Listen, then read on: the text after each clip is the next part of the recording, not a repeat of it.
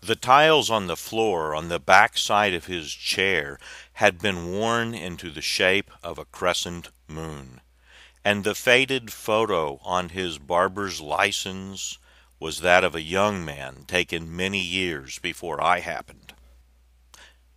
I was already an established customer when my mother determined that I was old enough to go to the barber shop by myself, and I remember feeling like a grown man as I waited my turn to have my hairs cut.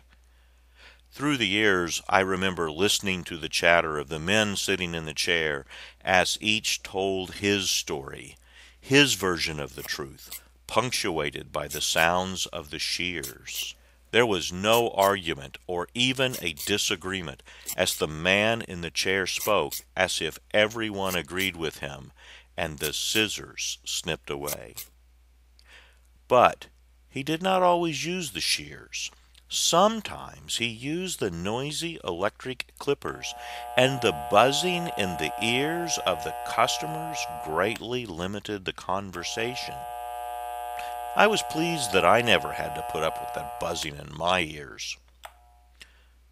The conversations were always meaningful and enriching, as I felt as if I was visiting with my favorite uncle. It was the start of my senior year when he started talking with me about college and the value of learning more beyond high school. He asked me if I could type, and when I said no, he strongly suggested that I develop that skill. He would ask me a question and then turn away to do something or step into the back for a moment, allowing me to think about how I would respond. It was along about Christmas time when he said, "You know, I've seen a lot of young men go off to college, and I've seen many of them come home early. I have often asked them if it was a lack of smarts or effort that made them come home early. I've never had a single young man tell me I was just too dumb to stay in college. Nope, they all tell me that it was a lack of efforts, that they could have done it had they tried harder. Most go on to say that they could have graduated had they just not listened to the wrong voices, made the wrong friends.